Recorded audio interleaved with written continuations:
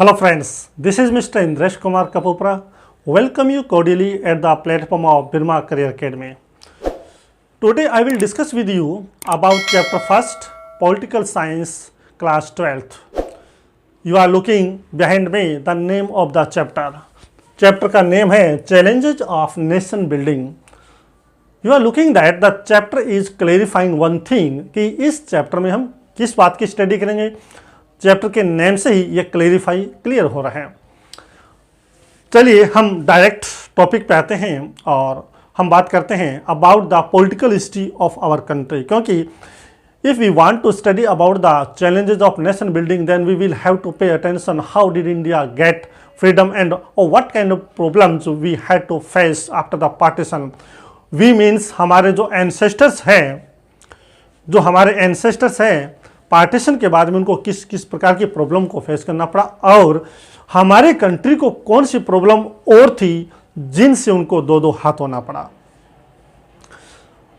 14-15 अगस्त 1947 की मिडनाइट को हमारे कंट्री ने क्या है फ्रीडम ऑब्टेन कर ली थी. यू नो दैट हमारा इंडिया लॉर्ड माउंटबेटन प्लान के आधार पे on the basis of the Lord Mountbatten our India got freedom. And अब हम बात करें मुस्लिम लीग और कांग्रेस की तो यू नो दैट स्टार्ट में मोहम्मद अली जिन्ना जो थे who was the supremo of the Muslim League and the Muslim League was the only party for all the Muslims and 75% Muslims regarded that उनकी एक ही पार्टी है वो मुस्लिम और Jinnah was the unanimously leader of all the Muslims at that time. सबका नेता था. ये सभी लोग मानते थे मोहम्मद अली जिन्ना हमारे लिए काम कर रहे हैं. और इस प्रकार मुस्लिम लीग ने अपनी टू नेशन थ्योरी प्रेजेंट की थी. You are to remember two nation theory. ये two nation theory this was presented by Mohammad Ali Jinnah. उनके द्वारा प्रेजेंट की गई थी ये. Okay. Mohammad Ali Jinnah also wanted to live in India. हालांकि वो व्यक्ति इंडिया में रहना चाहता था लेकिन लेटर ऑन उनके माइंड में एक ग्रीड लालच पैदा हो गया that I should become the PM of a different country. अगर मैं इंडिया में रहा then I could not become the PM of India.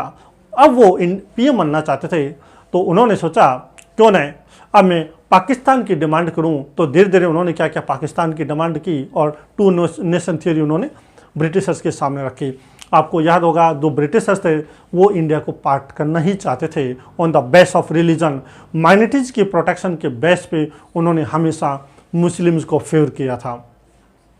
लेकिन बात अगर हम कम्युनिटी की करें तो बहुत सारे मुस्लिम्स भी नहीं चाहते थे कि इंडिया का पार्टीशन हो और मोस्टली हिंदू नहीं चाहते थे कि इंडिया का पार्टीशन हो. But this was the trick which was played by the Britishers to divide India. वो तो इंडिया को अलग करना चाहते थे टोटली. कांग्रेस और बात करें जो बाकी लीडर्स की तो वो सभी इंडिया और पाकिस्तान के पार्टीशन के अगेंस्ट थे. स्टार्ट की बात है. लेकिन later on I found that different kind of violence happened in our country. इतनी वायलेंस हुई कि कांग्रेस महात्मा गांधी और अन्य लीडर्स को ये फील हो गया कि that now there is no another option before us to accept the partition of two nation India and Pakistan. Last में उनको मानना पड़ा था. अब जब रिलीजन के बेस पे हमारे कंट्री का डिवीज़न हो जाता है तो उस समय हमारे देश के दो लीडर्स थे. उनमें थे सरदार वल्लभ भाई Patel the iron man of India who is fully responsible to unite our country which is we are looking at present. आज जो हम देश देख रहे हैं ये पूरे देश को जो शेप देने का अगर हम कंट्रीब्यूशन किसी को देना चाहें तो आपको याद रखना वो contribution we can give to Sardar Vallabh भाई पटेल. सरदार वल्लभ भाई पटेल. अब इनको पूरा कंट्रीब्यूशन जाता है. इनके साथ एक और पर्सन भी थे के मेनन. उन्होंने मिलकर पूरे इंडिया को यूनाइट किया था. हमारा इंडिया को लास्ट में जाते जाते ब्रिटिशर्स बाइफरकेट कर गए थे. 14-15 अगस्त की नाइट को हमें फ्रीडम मिल गई थी. पाकिस्तान डिफरेंट हो गया 14 अगस्त को. 15 अगस्त की रात को हमने भी एन्जॉयमेंट किया कि now we are not the slaves of the Britisher empires. But after bifurcation after getting freedom there were many challenges standing before our freedom fighters. बहुत सारी प्रॉब्लम थी हमारे देश के सामने कि हमें फ्रीडम मिल गई लेकिन जो चैलेंजेज हैं उनको हमें कैसे फेस करना है, how we are to solve them. This was the bigger task before a freedom fighters. अब सबसे बड़ी प्रॉब्लम कौन सी थी आफ्टर गेटिंग द फ्रीडम? चलिए इस विषय में आपके सामने मैं डिस्कस करता हूं कि हमारी जो पहली प्रॉब्लम थी वो थी, फर्स्ट प्रॉब्लम आपको याद रखना है, this was the first problem, to unite the nation, to unite the nation. You know that हमारे इंडिया में there are a large number of languages, a large number of caste, a large number of race, a large number of sect, religions. There is too much diversity, you know this thing. ऐसी condition में ऐसा country जहाँ इतनी diversity मिलती है, how can we unite it? हम कैसे इसको यूनाइट करें? अगर हम किसी एक कम्युनिटी को नेगलेक्ट कर देते हैं देन हम कम्युनिटी हमारे सामने प्रॉब्लम क्रिएट करेगी। And many people were also say that you neglected that community, it's mean that India is not a good country, हमारा देश एक सही देश नहीं है। बहुत प्रकार के हमारे कंट्री की क्या क्रिटिसाइज शुरू हो जाएगी।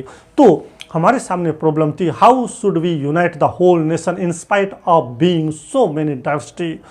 ऐसी कंडीशन में सरदार वल्लभ भाई पटेल और बाकी जो लीडर्स थे उन्होंने देश को एक करने की सोची। हमारे सामने सबसे बड़ी प्रॉब्लम ये है कि हम इतनी डाइवर्सिटी के बावजूद भी देश को एक कैसे करें। सेकेंड हमारे सामने जो चैलेंज आती है वो थी to establish democracy, to establish democracy. This was the second biggest challenge before the freedom fighters of our country.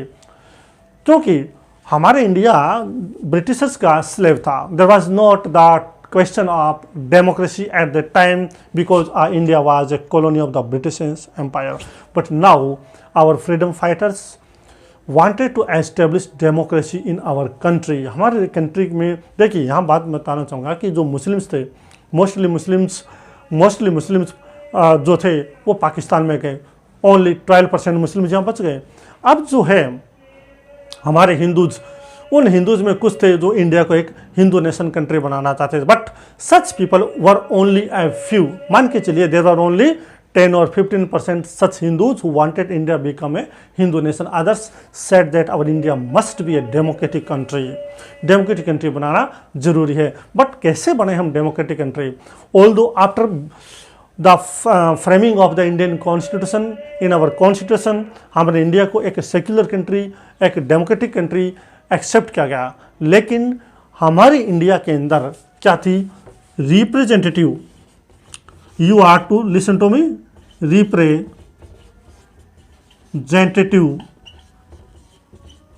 Democracy को एक्सेप्ट किया गया था। रिप्रेजेंटेटिव डेमोक्रेसी से मीन क्या है कि हमारी पब्लिक डायरेक्ट वोटिंग करके कंट्री को लीड करने के लिए, कंट्री पर रूल करने के लिए, कंट्री के लिए लॉ बनाने के लिए लीडर्स इलेक्ट करेगी, तो वो हमारी पब्लिक के लिए रिप्रेजेंटेटिव्स होंगे, क्योंकि the whole public can not participate in the law making or other activities. So the public would send on representative to rule our country, to make the laws for the country, for the public. अब क्योंकि ये representative public द्वारा elect होते थे और public के लिए काम करते थे, इसलिए हमारी इंडिया में रिप्रेजेंटेटिव डेमोक्रेसी एस्टेब्लिश होगी। But can we say that really there is the existence of democracy in our India? क्या हमारे इंडिया में रियल में डेमोक्रेसी है? नहीं थी, बिकॉज अभी भी हमारे इंडिया में बहुत सारी वाइस, बहुत सारी बुराइयाँ एग्जिस्टेंस में थी, उनको एंड करना था, तब जाके हम कह सकते थे that today our India is a democratic country. अभी तो पॉलिटिकली हमारा कंट्री क्या है? डेमोक्रेटिक कंट्री बना था, जिसमें रिप्रेजेंटेटिव एस्टेब्लिश होकर जा रहे हैं पब्लिक के द्वारा। बाकी बहुत सारी और भी ड्रॉबैक्स थी, कमियाँ थी, जिनको हमें क्या इम्प्रूव करना था। तो ये सेकेंड बिगेस्ट चैलेंज थी। And now I talk about the 3 challenge, and this 3 challenge क्या थी? Third challenge was to do well being for the whole society. My mean third challenge was that how we bring the welfare functions or work for the holistic development of the society. पूरी society का development कैसे करें, सब लोगों को feel हो कि हम इक्वली रह रहे हैं, हमारे साथ कोई डिस्क्रिमिनेशन नहीं हो रहा है। ऐसी इक्वलिटी पे बेसिस सोसाइटी हम कैसे बनाएं, this was the third biggest challenge before the freedom fighters, before our Indian scholars. अब ऐसी कंडीशन में हमारे इंडिया में, इंडिया के जो कॉन्स्टिट्यूशन है, I think you have read about those which I am going to tell. Part third, what? Part third. In part third there is the description of fundamental rights. Fundamental rights के बारे में हम पढ़ते हैं from article 12 to 35। 12 to 35 fundamental rights have been mentioned in Indian Constitution. All these fundamental rights have been given to all the Indians without any kind of discrimination. सबको ये दिए गए हैं ताकि सबको लगे कि आज हम इंडिया के ऐसे सिटीजन हैं जिनके साथ इक्वलिटी का बिहेव होता है। तो ये सभी के डेवलपमेंट के लिए दिए गए थे ताकि किसी को कोई कंप्लेन नहीं रहे। इसके अलावा पार्ट फोर्थ में भी, पार्ट फोर्थ उसमें डायरेक्टिव DPSP यानी directive principle of state policy ये दिए गए थे। These were also included in the part fourth of our Indian constitution. What was the reason? इनका रीज़न ये था कि there was the order to the state by the constitution that you are to bring such policy, such scheme which can bring welfare, which can develop the public। यानी public के welfare के लिए, public के development के लिए जो भी policy लेगा स्टेट की ड्यूटी होगी कि वह अच्छे काम के लिए, पब्लिक के पार्टिसिपेशन के लिए, पब्लिक के वेलफेयर के लिए कोई न कोई स्कीम लाता रहेगा। तो ये ऑर्डर दिया गया था पार्ट फोर्थ में, directive principle of state policy कहता है। तो ये सारी बातें हमें बता रही है दैट हमारे इंडिया के कॉन्स्टिट्यूशन में सभी इंडियंस को क्या है, ये फील हो कि हम इक्वली हमारे साथ ट्रीट हो रहे हैं, हमारे साथ कोई डिस्क्रिमिनेशन नहीं हो रहा है और उनका होलिस्टिक डेवलपमेंट हो, पूरी तरह से उनका विकास हो। ये कैसे किया जाए, ये प्रॉब्लम थी। तो these were the three biggest challenges before the freedom fighters after framing the constitution, after getting freedom from the Britishers, as you have read in the chapter first. Now I come to the next topic and this topic is that हमारे India के सामने three challenges थी। But first I talk about partition. हमारे India का partition 15 August 1947। On this day, you can understand, at the midnight of 14 August, our India got freedom from the Britishers, and on 14 August, Pakistan also become a separate country, a separate sovereign country। दोनों country अलग हो गए। Partition के लिए, जैसा मैंने बताया, ये पार्टीशन हुआ था माउंट बेटन प्लान के बेस पे और रिलीजन के बेस पे। अब रिलीजन के बेस पे पार्टीशन हो गया, लेकिन दोनों ही कंट्रीज के सामने पार्टीशन तो कर दिया, but there were some other also problems कि किस प्रकार से टेरिटरी जो एरियाज हैं अलग अलग कंट्रीज के बीच में डिवाइड किया जाए। ये डिवीजन भी यू नो दैट जब रिलीजन के बेस पे पार्टीशन है, in such condition you know that all the territories were also bifurcated on the basis of religion. अब एरियाज भी रिलीजन के आधार पर ही डिवाइड किए जाएंगे। अब यहाँ पे प्रॉब्लम क्रिएट हो जाती है। ये बहुत सिंपल था, पार्टीशन कर दिया, बट प्रैक्टिकली प्रॉब्लम आएगी। क्या आएगी problem? I tell you. First problem was that, first problem क्या थी? No Muslims dominate area. यानी हमारे इंडिया में एक भी ऐसा एरिया नहीं था जो मुस्लिम मेजोरिटी रखे, जहाँ मोस्टली मुस्लिम लोग हो, क्योंकि जो एरिया मुस्लिम डोमिनेटेड होगा it is natural that would be included into the Pakistan country. वो पाकिस्तान में दिया जाएगा, लेकिन ऐसा कोई भी एरिया नहीं था कि वो पूरी तरह से मुस्लिम डोमिनेट हो। तो फिर किस प्रकार से, कौन से एरियाज़ को हम पाकिस्तान को दें? क्योंकि रिलीजन के बेस पे जाएगी एरिया, पाकिस्तान में रिलीजन के बेस पे ही इंक्लूड किए जाएंगे, लेकिन कोई भी ऐसा एरिया नहीं है जो फुली मुस्लिम डोमिनेट हो। ये प्रॉब्लम थी बहुत बड़ी। हालांकि इस प्रॉब्लम को कैसे किया गया, आगे चल के क्या हुआ कि जैसे दो कंट्री बने थे, I tell you, east Pakistan and west Pakistan. अब ये दो कंट्री बने। You know that east Pakistan को आज हम क्या कहते हैं? वी कॉल इट बांग्लादेश इसको हम कहते हैं। And that is only Pakistan which is to the north of our country. ये पाकिस्तान है। यहाँ पे पंजाब और बंगाल का डिवीज़न करने के साथ साथ कुछ और एरियाज़ को भी डिवाइड करके उन दोनों एरियाज़ को दे दिया गया था। दीज जो एरियाज़ मुस्लिम मेजोरिटी वाले थे, जहाँ लग रहा था कि 40% भी मुस्लिम जो वो एरियाज़ उनको दे दिया जाए। अब ईस्ट साइड में जो मुस्लिम लोग जहाँ डोमिनेट कर रहे हैं वो ईस्ट पाकिस्तान को दिए। इसके अलावा जो नॉर्थ के जो एरियाज़ थे वो वेस्ट पाकिस्तान को दिए गए। हालांकि पाकिस्तान वन कंट्री बना, लेकिन it was bifurcated into east and west Pakistan.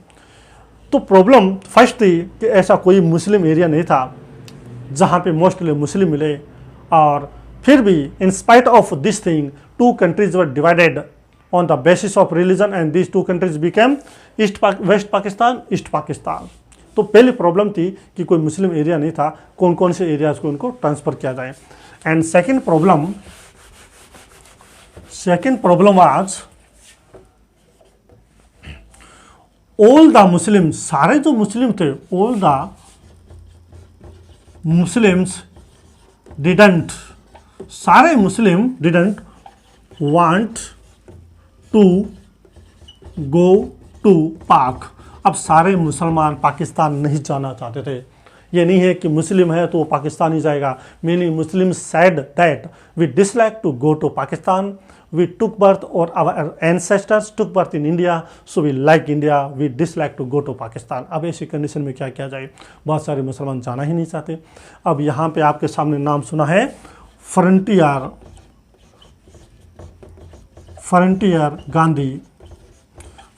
Gandhi, जिनको खान अब्दुल गफ्फार खान भी कहते हैं, was the स्टाउंस follower Mahatma Gandhi. ये व्यक्ति पाकिस्तान में जो इसमें एक स्टेट है north west frontier area, this is the province of Pakistan at present. ये उस एरिया का रहने वाला था और इसने कहा कि मैं अपने प्रोविंस को पाकिस्तान में नहीं जाने दूंगा और मैं अपने प्रोविंस को रिलीजन के बेस पे सेपरेट नहीं होने दूंगा। यह पर्सन पार्टीशन के बिल्कुल स्ट्रॉन्गली अगेंस्ट था, लेकिन इसके बावजूद भी नॉर्थ वेस्ट फ्रंट प्रोविंस को पाकिस्तान में इंक्लूड कर दिया गया। तो सेकंड प्रॉब्लम थी कि सारे मुस्लिम्स उधर नहीं जाना चाहते, फिर कैसे एरियाज़ को हम पाकिस्तान को ट्रांसफ़र करें। थर्ड प्रॉब्लम आ जाती है, third problem is Punjab and Bengal. देखिए, Punjab and Bengal, here were a large number of Muslims living, here was the bigger population of the Muslims। अब क्योंकि फुली ये मुस्लिम डोमिनेट तो थे नहीं, तो ऐसी कंडीशन में एक डिसीजन लिया गया कि जो मुस्लिम्स एरियाज इन दोनों स्टेट में आते हैं, इन दोनों ही स्टेट को बाइफरकेट कर दिया जाए, डिवाइड कर दिया जाए, और मुस्लिम्स डोमिनेट एरिया इनका अलग अलग ईस्ट और वेस्ट पाकिस्तान को दे दिया जाए। सो ऐसी कंडीशन में यू नो दैट बंगाल का बाइफरकेशन करके ईस्ट पाक बना गया, इसका एक पार्ट बांग्लादेश डिक्लेयर कर दिया गया, जहां मुस्लिम लोग ज़्यादा थे, और जहां हिंदू ज़्यादा थे वो वेस्ट बंगाल के नाम से इंडिया में रहा। और इसी प्रकार पंजाब के जिस पार्ट में मुस्लिम ज़्यादा थे उसे वेस्ट पाकिस्तान में दे दिया गया। आज भी you know that Punjab, Pakistan में भी पंजाब है, बट उस पंजाब में there is the maximum population of the Muslims, that part had to give to Pakistan. तो थर्ड प्रॉब्लम थी कि इन दोनों स्टेट का बाइफरकेशन कैसे करें। तो लास्ट में फिर जो मुस्लिम्स एरिया थे इन दोनों स्टेट में, उनको ईस्ट और वेस्ट पाकिस्तान को दे दिया गया। तो ये सॉल्यूशन निकाला गया। ये प्रॉब्लम थी कि हमने पार्टीशन किया, लेकिन हमारे सामने ये प्रॉब्लम्स आ गई, कैसे इनका सॉल्यूशन निकाले, ये भी हमारे देश के फ्रीडम फाइटर्स के सामने एक बहुत बड़ा क्वेश्चन था। अब हम नेक्स्ट चलते हैं रिहेबिलिटेशन की ओर। What is rehabilitation what is in Hindi we say, जो रेफ्यूजी लोग होते हैं, कोई भी लोग होते हैं, उनको रहने के लिए शेल्टर देना, उनके लिए फूड की प्रॉब्लम को सॉल्व करना, यानी उनको लॉजिंग एंड फूड की जब फैसिलिटी दी जाती है तो वो रिहेबिलिटेशन कहलाते हैं। अब रेफ्यूजी लोग, देखिए हमारे इंडिया के बहुत सारे लोग पाकिस्तान में गए, पाकिस्तान वाले इंडिया में, तो उनके लिए रिहेबिलिटेशन की क्या ज़रूरत थी। पाकिस्तान सरकार को भी उनको रिहेबिलिटेशन देना पड़ा, इंडिया को भी देना पड़ा, ये प्रॉब्लम थी। दूसरा एक और टॉपिक आपके इसमें दिया है displacement displacement.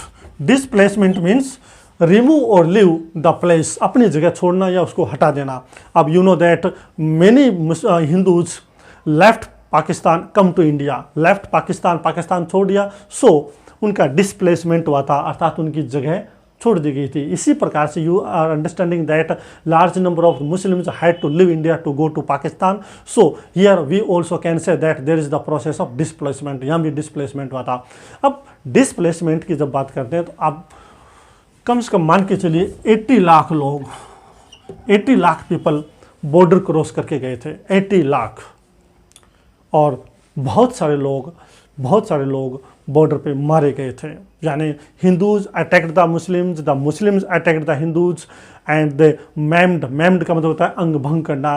Both the communities maimed of one another and a large number of the ladies were also become the victim of rape.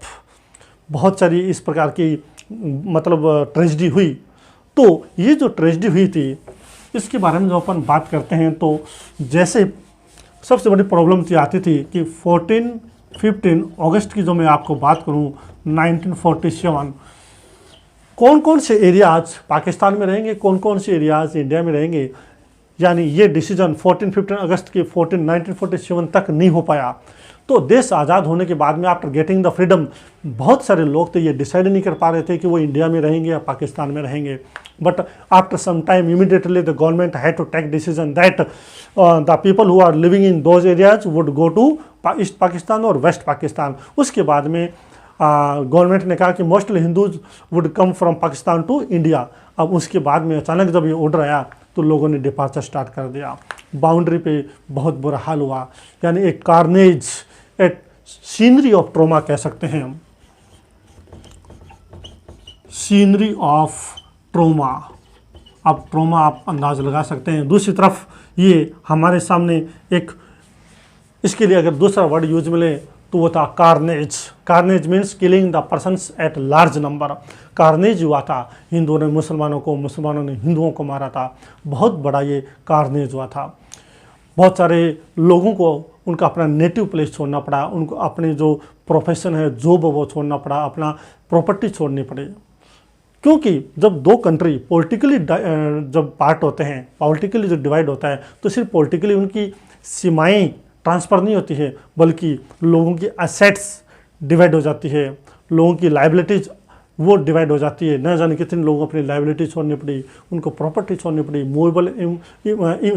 Movable property से उनको हाथ धोना पड़ा। तो ये पार्टीशन में बहुत सारे लोग मारे गए और ये प्रॉपर्टीज़ का और अन्य लॉस भी हुआ।